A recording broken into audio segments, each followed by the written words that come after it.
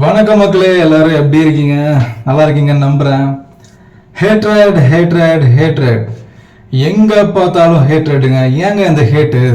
இந்த social media பக்கம் போனாலே இப்போ இந்த எலெக்ஷன் வரப்போறதுங்கிறதுனால டிஎம்கே, ஏடிஎம்கே, டிவிகே, பிஎம்கேன்னு சொல்லிட்டு எக்கச்சக்கமா போட்டு வறுத்து எடுத்துக்கிட்டு இருக்காங்க. மாத்தி மாத்தி சண்டை அடிச்சுக்கிறாங்க. தப்பு தப்பா ஒருத்தங்களை பேசுறதும், மரியாதை குறைவா பேசுறதும் எங்கெங்க போயிட்டு இருக்குது. இப்போ யங்ஸ்டர்ஸுக்கு ஒரு சின்ன விஷயம் நான் சொல்லணும்னு நினைச்சேன். இது எந்த ஒரு அட்வைஸும் கிடையாதுங்க, ஒரு உண்மையான ஒரு ஐ ஓப்பனிங் விஷயம் இது. நீங்க இது நான் சொல்றது ஒரு 2 நிமிஷம் உட்காந்து யோசிச்சு பாருங்க, உங்களுக்கே புரியும். இப்போ நான் சொல்ற விஷயத்த நீங்க எந்த ஊர்ல இருந்து பாக்குறீங்க, எந்த இடத்துல இருந்து பாக்கீங்கிறது முக்கியம் கிடையாதுங்க. நான் சொல்றத நல்லா மைண்ட்ல வாங்கிக்கோங்க. கஷ்டப்பட்டு ஒரு 25 வயசுல இருந்து 30 வயசு வரைக்கும் ஒருத்தன் என்னென்ன கஷ்டம்லாம் படக்கூடாதோ அதை பட்டு, எந்த ஒரு விஷயத்த நம்பி, அது சினிமாவா இருக்கலாம், இல்லை கவர்மெண்டா இருக்கலாம், யாரை நம்பி நம்ம பின்னாடி போய் வாய்ஸ் கொடுத்தோமோ அவங்களோட எந்த ஹெல்ப்புமே கிடைக்காம ஃபேமிலியை கடைசி வரைக்கும் தன்னைத்தானே உருக்கி அடிபட்டு கஷ்டப்பட்டு நம்ம ஃபேமிலியை பார்த்துக்கிற ஒருத்தனாதான் அந்த 25 வயசுல இருந்து 30 வயசு வரைக்கும் இருக்கவங்களா இருப்பீங்க. இது உங்களுக்கு நல்லாவே தெரியும். நீங்க ஒன்று யோசிச்சு பாருங்க. இப்போ மாத்தி மாத்தி இந்த சோஷியல் மீடியால திட்டிக்கிறாங்க. இந்த நம்ம தளபதி விஜய் நம்ம ஸ்டாலினை அங்கிள்னு பேசுறாரு. பின்னாடியே நிறைய பேர் நம்ம விஜய் மூஞ்சியில குத்துவேன், இல்லை தப்பு தப்பா மரியாதை இல்லாம பேசுறாங்க. அப்புறம் இப்போ சீமான் அண்ணனோட கொள்கைகள் சிலது எனக்கு பிடிச்சிருந்துச்சு. இப்போ பாத்தீங்கன்னா நிறைய இவங்களோட சண்டைகள்னால நம்மளே இன்ஃப்ளூயன்ஸ் பண்றாங்க. நமக்கு என்னங்க வேலை? நமக்கு யாரோட கொள்கை பிடிச்சிருக்கோ அவங்களுக்கு நம்ம ஓட்டு போட போறோம், இவ்வளவுதானே. சரி, அவங்களுக்கு கேம்பெயின் பண்றதுக்கு யங்ஸ்டரா ஓகே புதுசா ஒருத்தங்க வராங்கன்னா அவங்களுக்காக நம்ம போக போறோம், அவ்வளவுதானே. நீங்க யோசிச்சு பாருங்க.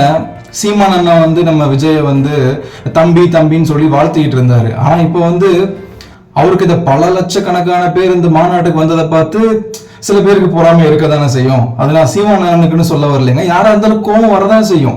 It's common. ஒரு பிஸ்னஸா இருந்தாலும் சரி, இல்லை ஒரு கடை வச்சிருக்கவங்களா இருந்தாலும் சரி, காம்படிட்டர்னு ஒருத்தங்க வந்தா என்னதான் நண்பனாவே இருந்தாலும் நண்பியாவே இருந்தாலும் ஒரு கோபம் வரதானே செய்யும். இது யதார்த்தம் தானே. இதை அவங்கவுங்க ஐடி விங்ஸ் இந்த சோஷியல் மீடியா மூலியமா சண்டை போட வச்சுக்கிறாங்க. அவங்க ஹேட்டை ஸ்ப்ரெட் பண்ணிட்டு போறாங்கங்க. நமக்கு என்னங்க வந்துச்சு? நம்ம அதுல இன்ஃப்ளூயன்ஸ் ஆகி நீங்களும் போய் உங்க நேரத்தையும் உங்க காலத்தையும் வேஸ்ட் பண்ணி இதுல டைம் ஸ்பெண்ட் பண்ணி உங்களோட இளமையை வேஸ்ட் பண்ணிடாதீங்க. நீங்க உழைச்சாதான் காசு, நீங்க வேலை செஞ்சாதான் உங்களுக்கு உயர்வு. உங்களுக்குன்னு ஒரு பேஷன் இருந்தாதாங்க மேல போக முடியும். சரி, போர் அடிக்குதுன்னு இந்த சினிமா பக்கம் போலான்னு பார்த்தா அங்கேயும் நம்ம சூப்பர் ஸ்டார் ரஜினிகாந்த் அவர்களை திட்டுறதா இருக்கட்டும், இல்லைன்னா நம்ம லோகேஷ் அவர் இப்போ ரீசெண்டாக பார்த்தீங்கன்னா எங்கே போனது அவர் நெகட்டிவ் ரிவ்யூஸ் இல்லை கழுவி ஊத்துறதா இருக்கட்டும். என்னங்க ஆச்சு உங்க எல்லாத்துக்குமே? சின்னதாக ஒரு சின்ன பையன் இல்லை சின்ன பொண்ணு ஒரு நல்ல விஷயம், ஒரு டேலண்ட் இருக்குன்னு சொல்லி ஒரு வீடியோ போட்டாங்கன்னா அதை நம்ம மேலே கொண்டு போய் அவங்கள நல்லா க்ரோ பண்ணிட்டு இருந்த ஒரு சோஷியல் மீடியாங்க நம்மளுக்கு.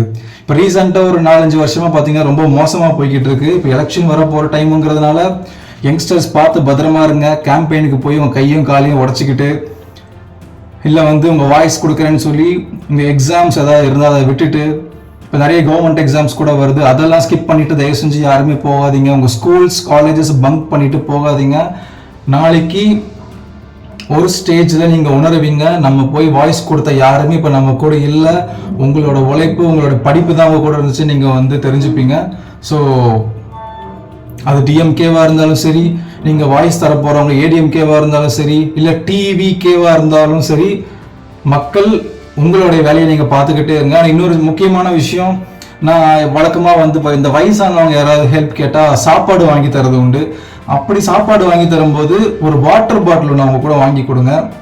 ஏன்னா இப்போ ரீசெண்டாக நான் நோட் பண்ண நிறைய நல்ல உள்ளங்கள் இருக்காங்க நம்ம சென்னையில். நான் பார்க்குறேன், சாப்பாடு வாங்கி கொடுக்குறாங்க, தப்பே கிடையாது, ரொம்ப ரொம்ப நல்ல விஷயம். நிறைய பேர் இக்னோர் பண்ணிட்டு போகிறாங்க சாப்பாடு.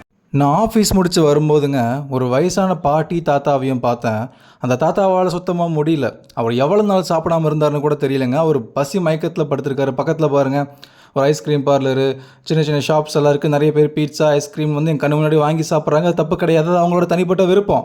ஆனால் இந்த கடைசி காலத்தில் கூட அவங்களோட பசங்க கை விட்டுட்டாங்கன்னு சொல்லி தான் சொன்னாங்க. நான் பேசும்போது அந்த கடைசி காலத்தில் கூட அவங்க உழைச்சி சாப்பிடணும்னு சொல்லி ஒரு பலூன் விற்றுக்கிட்டு இருக்காங்க.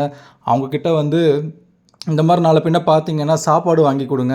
அப்படி கொடுக்கும்போது கூட ஒரு வாட்டர் பாட்டில் வாங்கி கொடுங்க. ஏன்னா வந்து சாப்பாடு வாங்கி தரவங்க வாங்கி கொடுத்துட்டு போயிடுறாங்க. ஆனால் ஒரு தண்ணி கேட்டால் கூட யாரும் தரமாட்டேங்கிறாங்கன்னு சொல்லி என்கிட்ட உருக்கமாக சொன்னாங்க. மனசை உருக்குலைச்சிருச்சுங்க. ஸோ அதுக்காக தான் இந்த விஷயம். வாங்கி தரவங்க இருக்காங்க. ஆனால் கூட ஒரு 10 ரூபாய்க்கு ஒரு வாட்டர் பாட்டில் வாங்கி கொடுத்தீங்கன்னா சந்தோஷமாக இருக்கும். ஏன்னா நம்ம சாப்பாடு வாங்கி கொடுத்துட்டு போயிடுவோம். அவங்க ஒரு தண்ணி வேணும்னு ஒரு இடத்துக்கு போய் கேட்கும்போது யாருமே தரமாட்டேங்கிறாங்க. பெரிய பெரிய கடைகளில் அதை நான் பார்த்தேன். ஸோ தயவு செஞ்சு நல்ல உள்ளங்கள் இது யாராவது பார்த்துட்டு இருந்தீங்கன்னா, நீங்கள் வயசானவங்களுக்கு கஷ்டப்படுறவங்களுக்கு சாப்பாடு வாங்கி தரும்போது ஒரு சின்ன வாட்டர் பாட்டில் வந்து வாங்கி கொடுங்கன்னு சொல்லி என்னோடய ரெக்வெஸ்ட். ஸோ இது ஒன்றும் அட்வைஸ் வீடியோ இல்லைங்க. ஸோ இதெல்லாமே உங்களுக்கு புரிஞ்சிருக்கும்னு நினைக்கிறேன்.